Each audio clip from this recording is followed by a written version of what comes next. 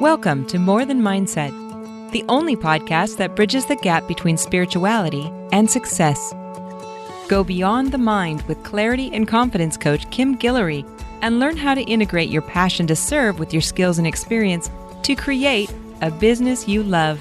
Let's get started.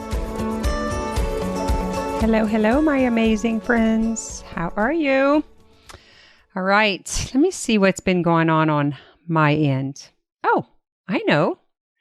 This weekend, I was in LA, Los Angeles, Beverly Hills, Hollywood, all the fun stuff, and sunshine. I have to tell you guys, it has been like 4 weeks since we have had sunshine here. It has been cold and dreary and raining and terrible. I was so glad to have a few days break and get some sunshine. It's like I just wanted to plug in directly into the sun and just juice myself up. It's pretty terrible. I don't know how some of you live out there in those cold climates. That does not work for me. Anyway, let me tell you a little bit about LA. So I went, one of my clients, her name is Susie, did a one-woman show there called Wake Up, Little Susie, Wake Up. It was so good. And she told her story, and I'm so glad I got to see it. But what it left on me was this huge impact about telling our story. I fell in love with her community. I fell in love with the idea of creatively, like having this healing process through telling and reenacting the story from the other side. Y'all, I'm fascinated. I have to say, like, you're going to hear more about this because I will for sure bring it into my coaching practice. All of my clients who are coaches or I've trained as coaches, like that I work with for sure are going to be hearing about this. I'm just super interested in the actual art, like of being a creative, of like the way you have to articulate your story, right? Because it's like you think of like 30, 40, 50, 60 years of story. And the way you have to like pull out pieces, it's so much like what we have to do when we're niching in or when we're like getting really narrow with our copy. Like you have to pull out just that one or two really strong things to hone in on. And it did something to my brain. It piqued my curiosity for sure. And it tickled my brain. You know how I like to say that? My brain likes to be tickled. Like, oh my God, how do we do that? Like, I want to know more. I'm interested in helping my clients articulate their story and their experiences in a way of it becoming a healing modality, not just for themselves, but representing the hope of overcoming for other people. Like, right? We surely don't want our experiences to be wasted. And, you know, there's a lot to be said about the wisdom and just what we get from being on the other side and the way our perception changes through the compassion and empathy and understanding of us actually experiencing something on deeper levels. We are able to drop judgments and expectations and allow everyone to have their own personal, unique experience without judgment, without comparison, without labels. There's something beautiful about that. Anyway, look forward to diving into that and sharing it with you. So let's get on with today. I'm already like, 3 or 4 minutes in.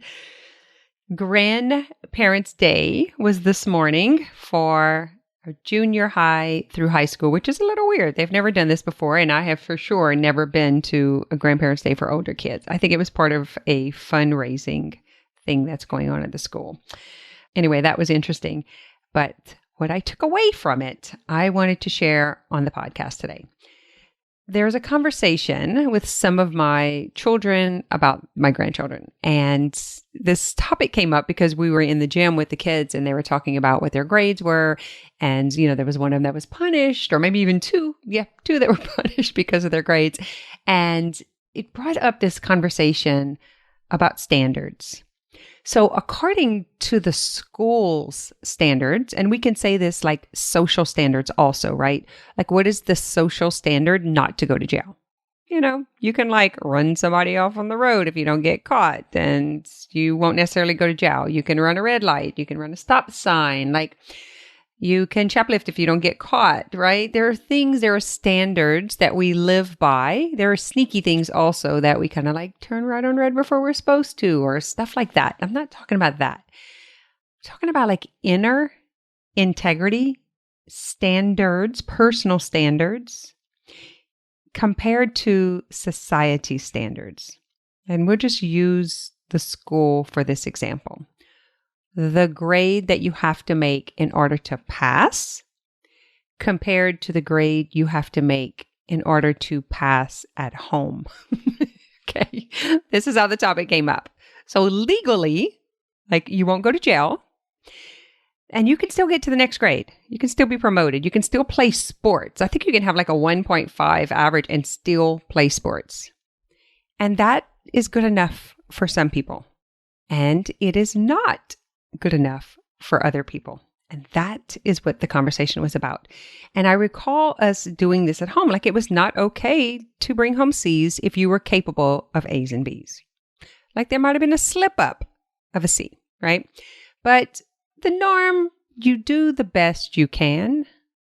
And then it's okay if you have, a couple of things you didn't know on the test and that brought your average down. And so you fell into the B or the B minus. Like that was cool.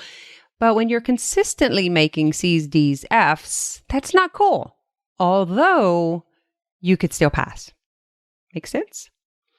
So one of the kids had lower grades and it brought their average down, but legally they can still play sports. But the parents decided he was not, because he was not reaching his potential and they didn't feel like he was doing the best that he was capable of. And they were like, this is not okay for the standards of this home.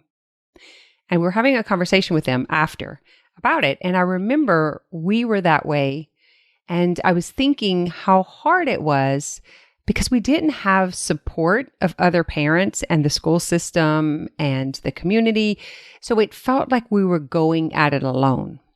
In other words, it was kind of silly that the kids were punished when they really weren't bad, B-A-D, we'll say with like air quotes, and they really weren't bad, or their grades really weren't bad. They weren't terrible. But my question is, why do we settle for the lower standards? Have you ever thought of that?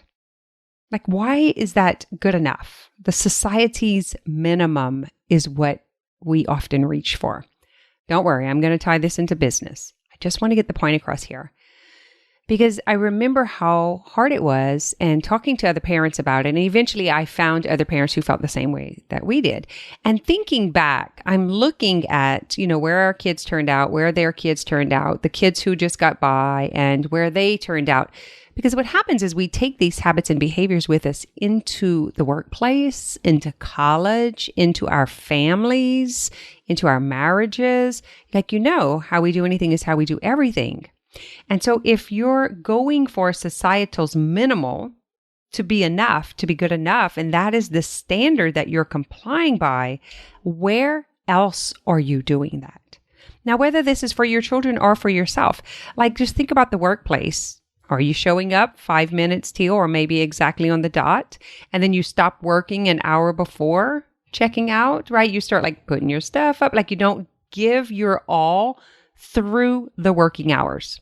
I'm talking to you coaches too. Don't worry, it's not just people who go on a time clock. I'm going to get there. I'm just curious, how many of you have noticed this? Like the standards at home compared to the society standards or the school standards, or like even the standards of like what is legal or illegal and what is like barely on the line, right? Like integrity wise, we know it's not okay, but it hasn't been made into a law yet.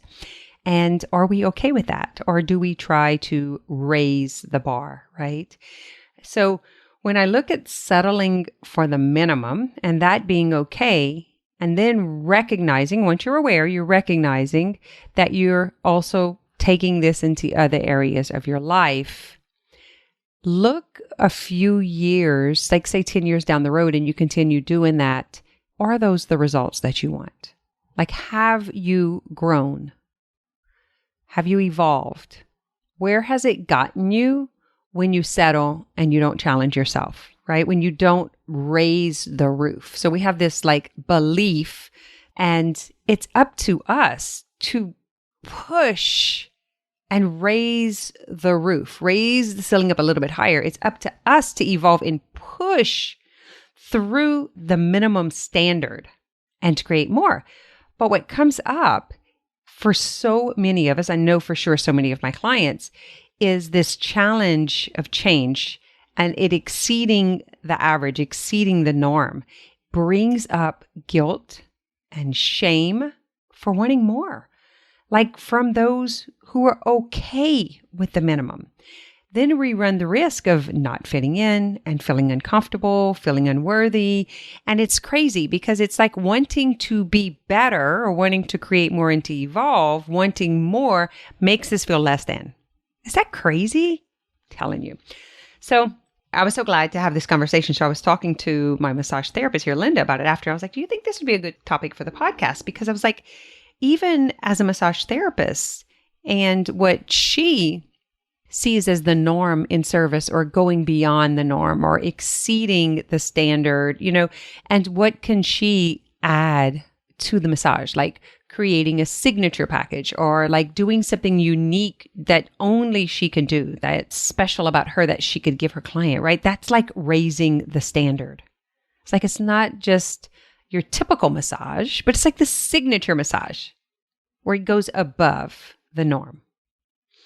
And the part about the discomfort and the rejection and the guilt and the shame, I think that's just part of our human conditioning, is that we'll always feel like afraid to be disconnected, afraid to be rejected or judged or abandoned or labeled, or like, it's just, once we see that and we deal with the emotional discomfort of it, then we can move through, raise the ceiling, raise our integrity, shoot for more. And what we do is we involve everything around us, our neighbors, our coworkers, our family members.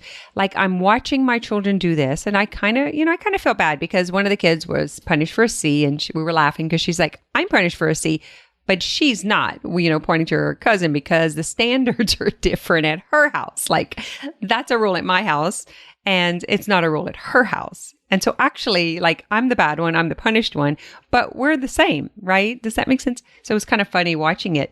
But I remember this coming up with one of our kids because she had a harder time reading and English and understanding than the other kids who just breezed through it. So the standard was different. And it's not like you need to be punished, you're different, like, and it's a bad thing. It's more like meeting them where they are and pushing their potential without breaking them. And so what I think has happened is, like, we have this minimal to make sure, everyone does exactly that, but some with lots of potential have lowered their potential to just the passing point. And that, my friends, is in all of us. We decide what that norm is. We decide what that ceiling is and what we want more. And that comes from soul essence. That comes from the inner guidance, inner knowing. Because I promise you, I did not have anyone pushing me. No one checked my grades. I never got punished. I'm pretty sure I signed all of my report cards, or the majority of them. And I thought that was so interesting when I was raising my children. And it kind of gave me some ease, that we all have this brilliance inside of ourselves, whether there is someone pushing us or not. That is integrity. That is that inner knowing, that inner glowing. That is that part of us, that natural essence that has an agenda, a plan. It has a mission. It has dreams.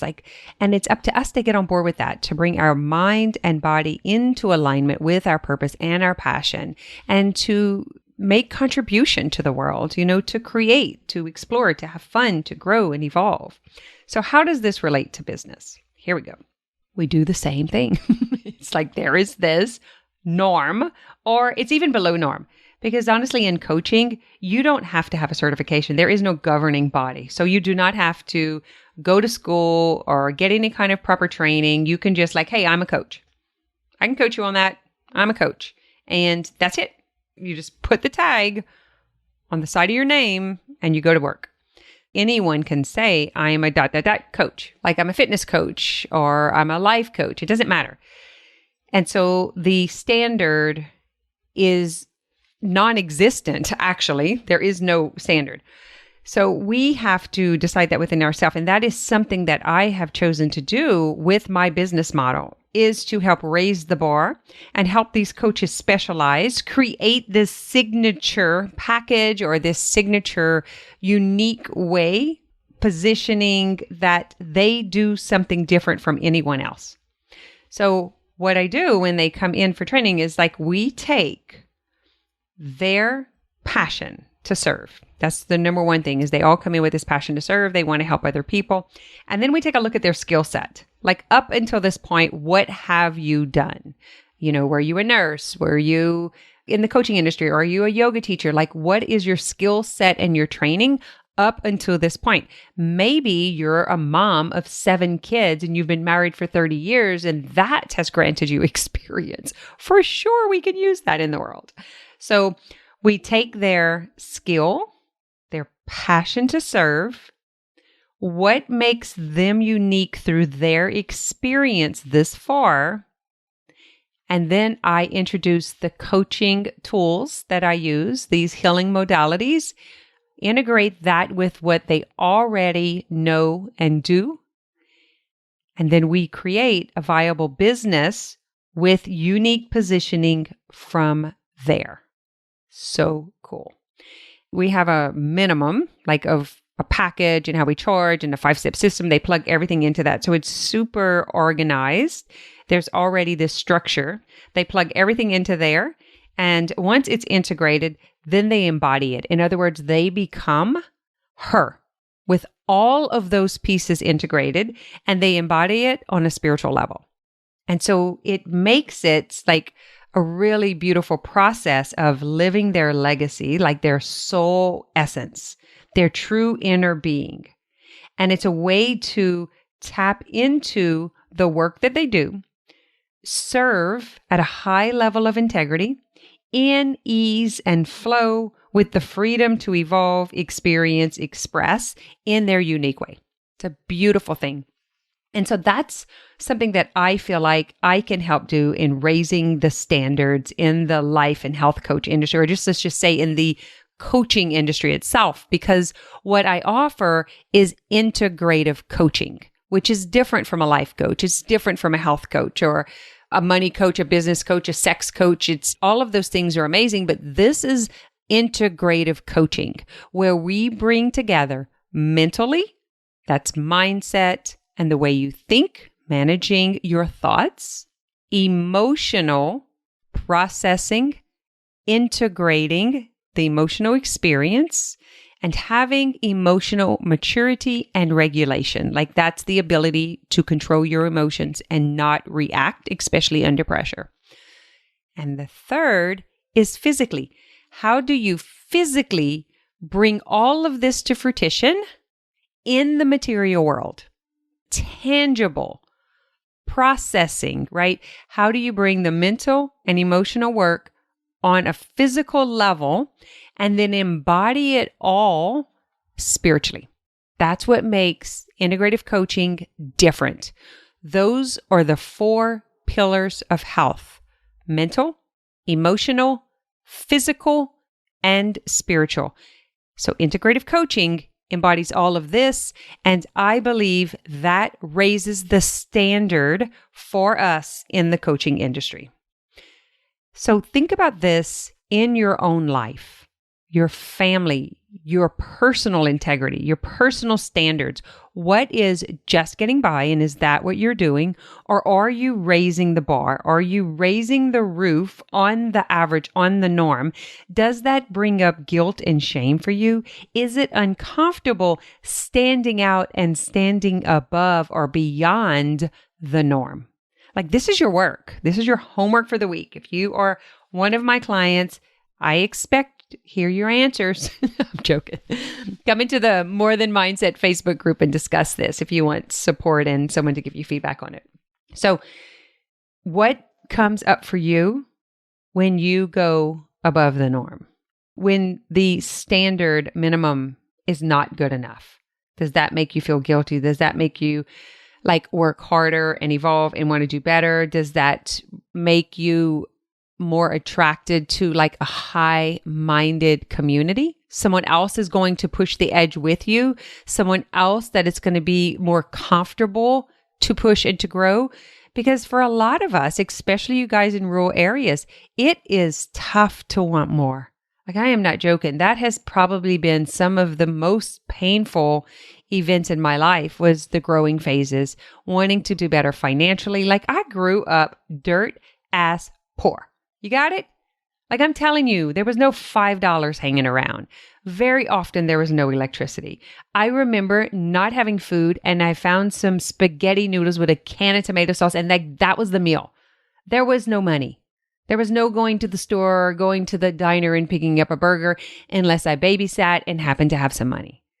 I did not have a car. My first car, you're going to laugh, this is crazy. My first car was $150, and he let me pay installments because it was my friend's dad. The reason that the car was for sale is because it left us everywhere as we went. If we went to the Purple Peacock, we for sure was riding home with someone else because that car was not coming back with us. Crazy stuff. Like, I know all about not having my needs met, and it was not comfortable.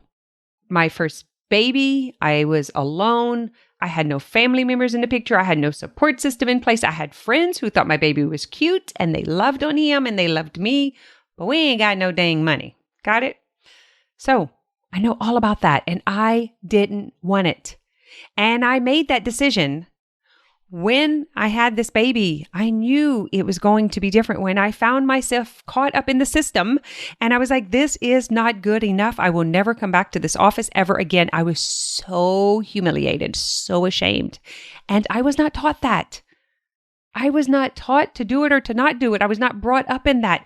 There was just something inside of me that knew it was not good enough. And I looked around that room and I said, I can do better than this. This is not good enough. I will never come back here. And I swear to you, that's the kinds of things that I've done in my own personal evolving and growing. I don't want to ever live that way again. I was pregnant in my $150 car and I had no home to go back to. I had to sleep in the car. Like, these were shitty days. I did not want to continue living that way. There was no one breathing over my shoulder, no one telling me to do better. No one telling me I should have done something. No one. There was no guidance at all. It is inside of all of us. We all have that internal voice. If we can get quiet the mind, quiet the defensive brain, quiet the fear, and tap in to your integrity, to your personal standards that wants more, and rise above the guilt and the shame and the discomfort of what other people may think. Like, really sit with yourself. Is it enough to just be at the minimal standard, to just settle, to just be average? Or do you want to exceed that because you want to experience it?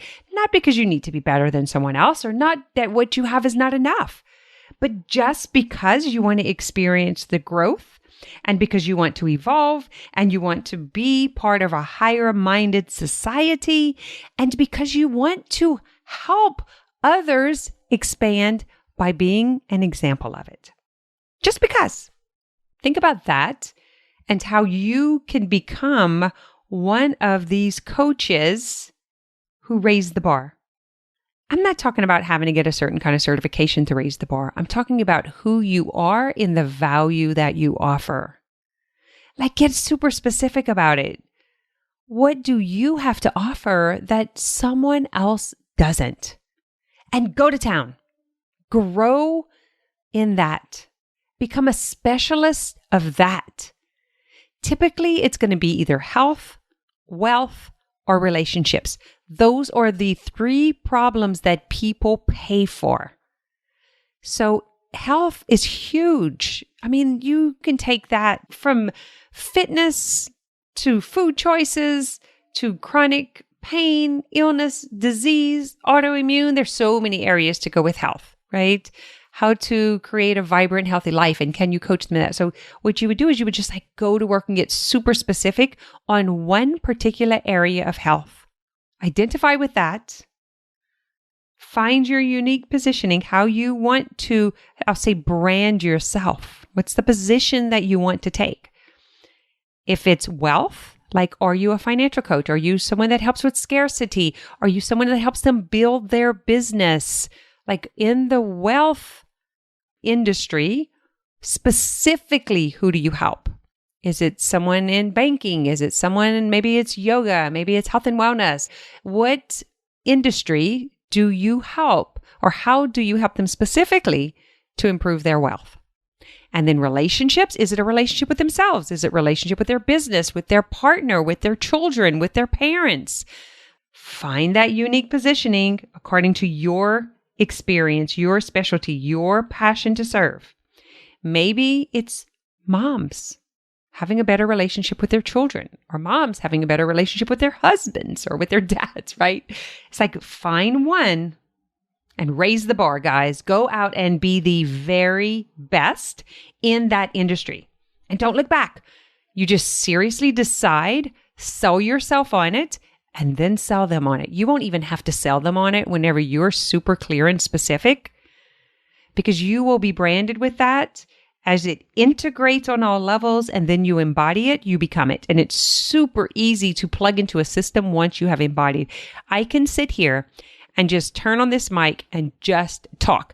I have embodied this work on every level, mentally, emotionally, physically, financially, occupationally, the way I am in my relationships, the way I serve in the world, like on all layers. For sure, spiritually.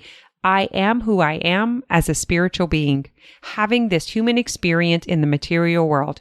I am for sure 100% embodied in that. Do I still have fear and doubt? Heck yes. I battle it every single day. Every single day. Those who are around me know this. It's a struggle for me to, like y'all heard the podcast a couple of weeks ago with Danielle and I talk with her every single week, and this comes up every week.